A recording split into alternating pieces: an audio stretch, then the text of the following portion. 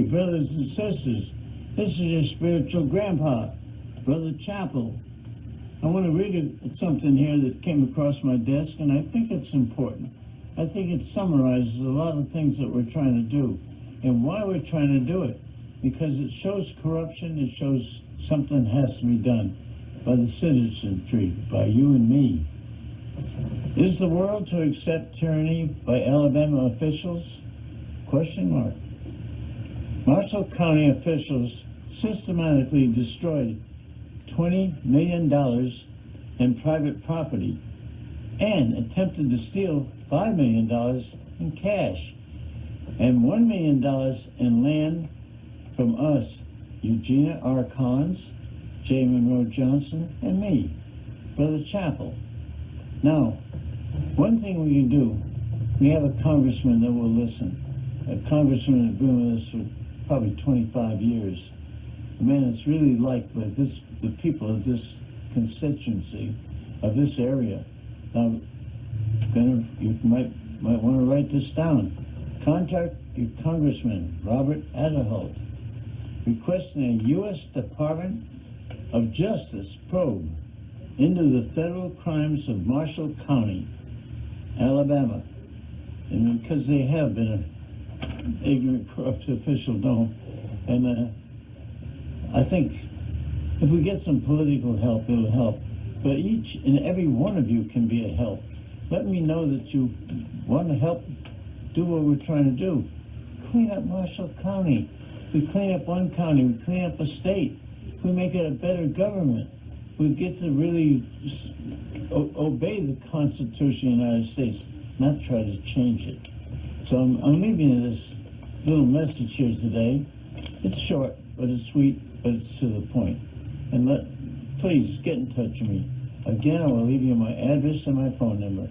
My phone number is 205-237-5971. 205-237-5971. If you want to drop me a postcard or a letter, give me some encouragement. And we'll always accept money. Everything costs money. Anyhow, the address is Spiritual Grandpa, 3173 Solitude Road, Albertville, Alabama, 35951. Okay, Spiritual Grandpa, 3173 Solitude Road, Albertville, Alabama, 35950. Thank you so much for your time, and God bless you, and do everything that's right to help your fellow man, that we may have a better community. Video on, and you got the audio on, right? Okay. Good morning, brothers and sisters. This is your spiritual grandpa, Brother Chapel, the old World War II veteran, trying to bring information to the people, things that we should know about, that we might have better government. After all, the government has a lot to do with our lives, with our everyday lives. If they're wrong, they make our lives miserable. I want to go back. I want to go back in time. I want to go back to the Civil War. Why did we have a Civil War? It was a land grab. The South wanted to take the southern half of the United States.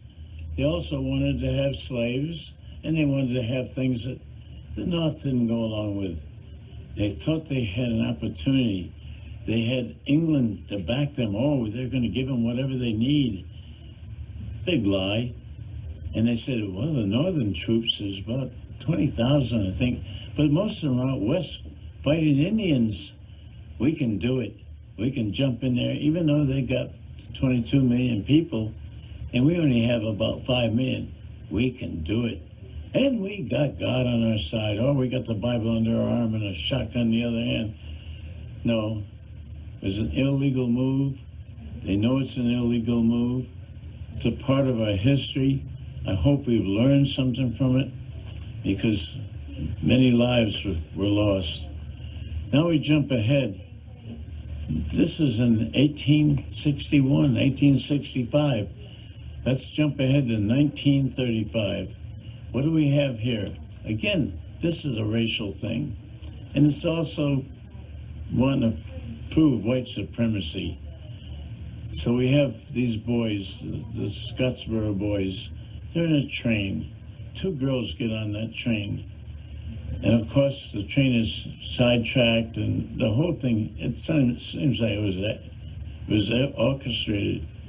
2 of the young boys were only 13, 14 years old, and they were in another boxcars.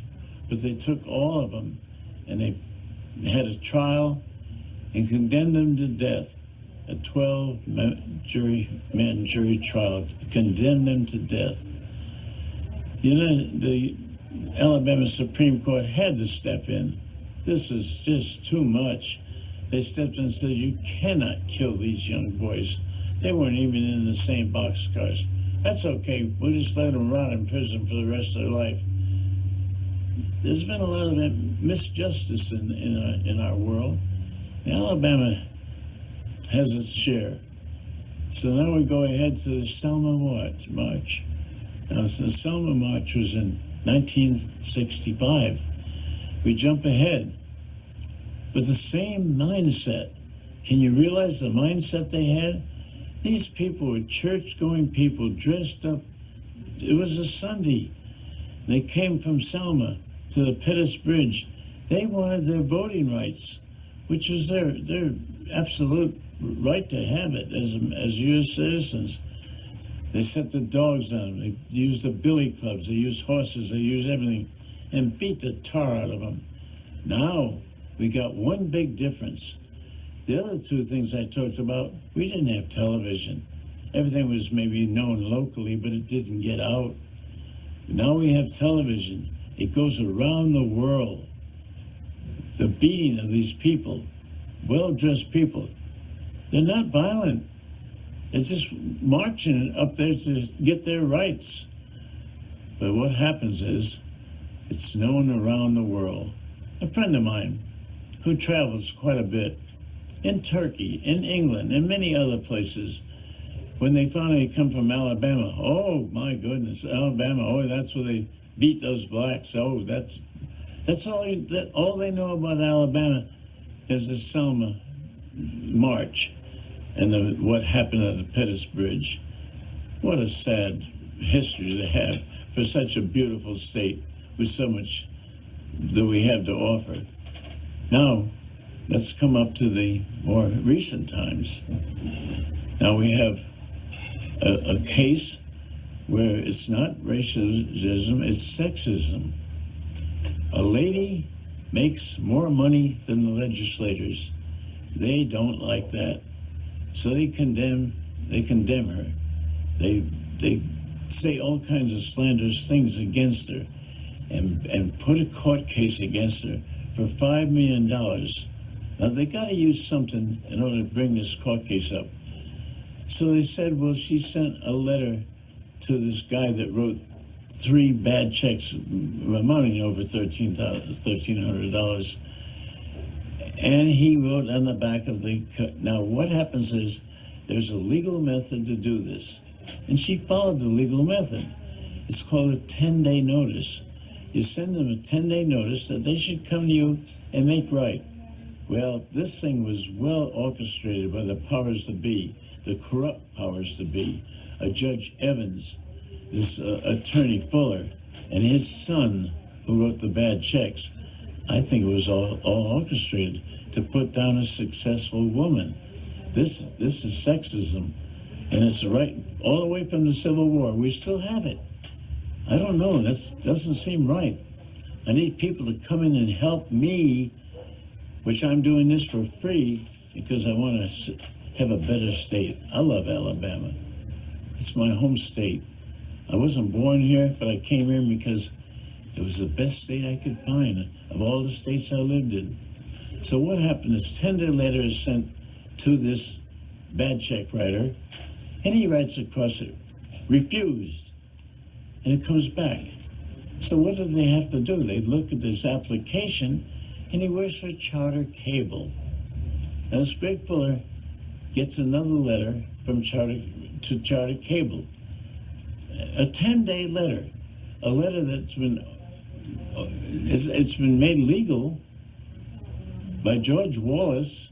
He passed this law that if you send this 10-day letter, you could not be persecuted. You could not be, you're doing it legally. Sends a 10-day letter to where he works at Charter Cable. Okay, they've had this all planned anyhow, so now they jump on it. They sue Mrs. Collins for $5 million. They defamed his character. They defamed the character of a bad check writer.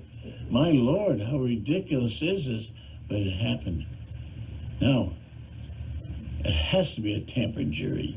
Judge Evans, even though the attorney says this is a frivolous lawsuit and she's in the right, why are you bringing this to trial? He would hear no part of it.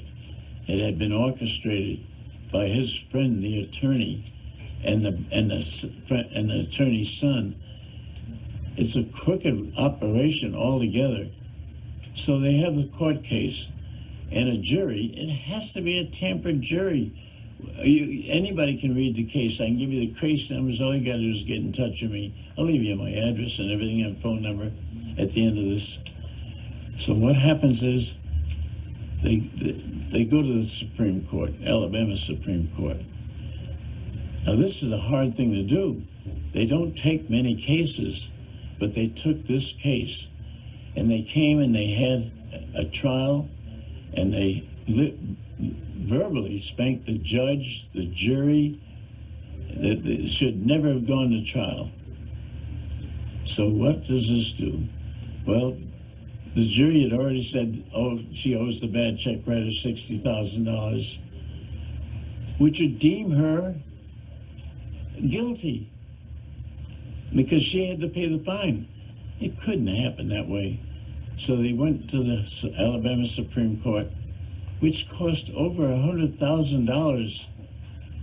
And the Alabama Supreme Court, as I said, they verbally spanked the jury, the judge, the attorney, for this is not right.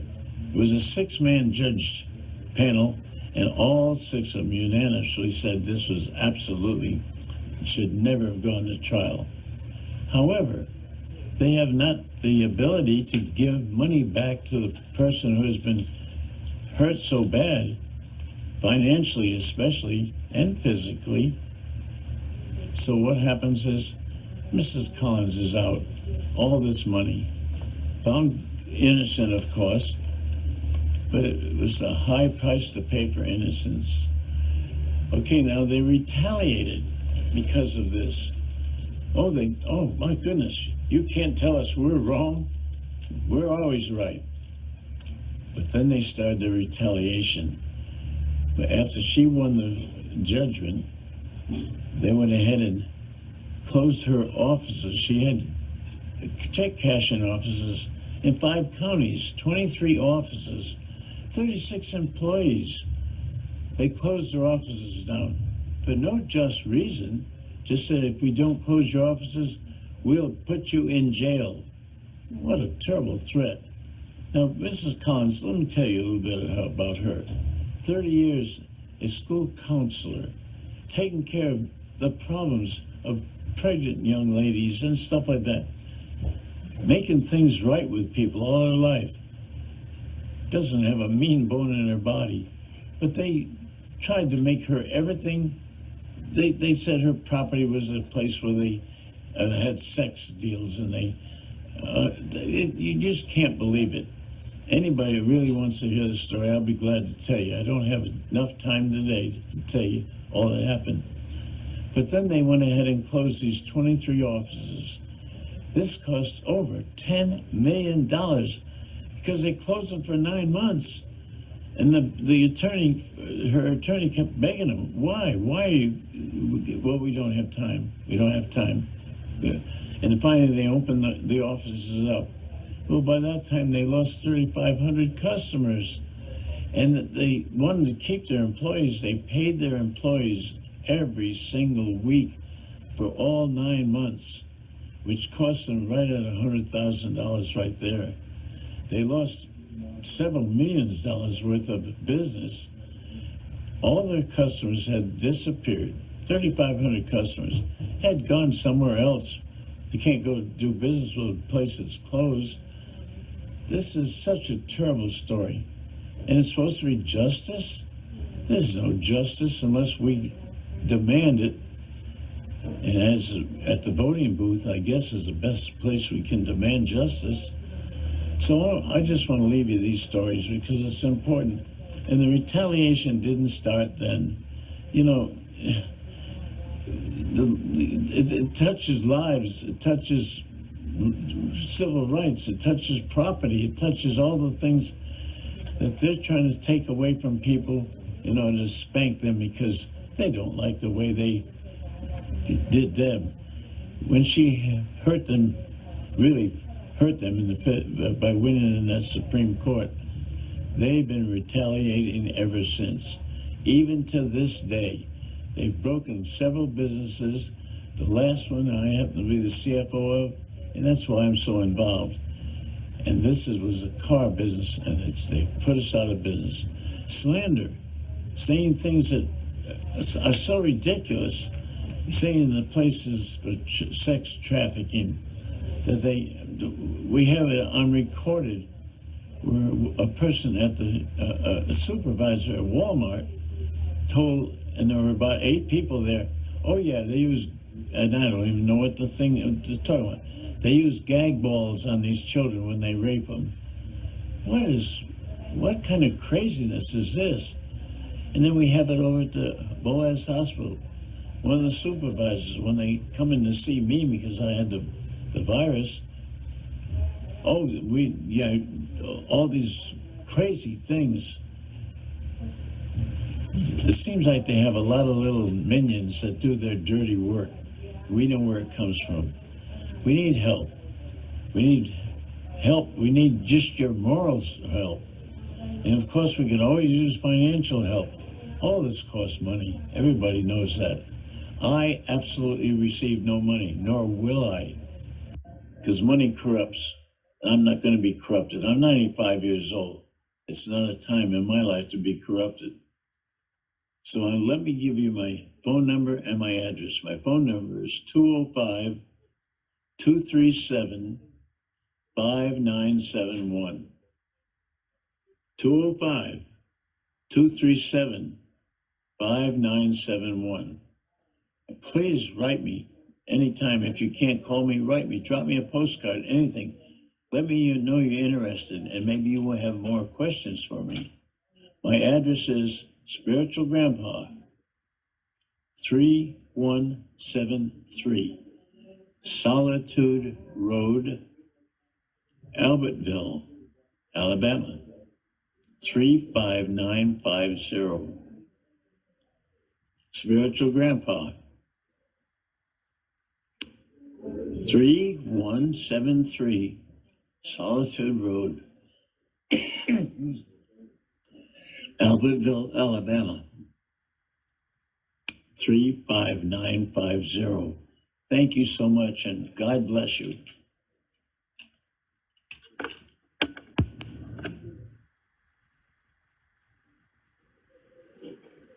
Brothers and sisters, this is your spiritual grandpa, Brother Chapel.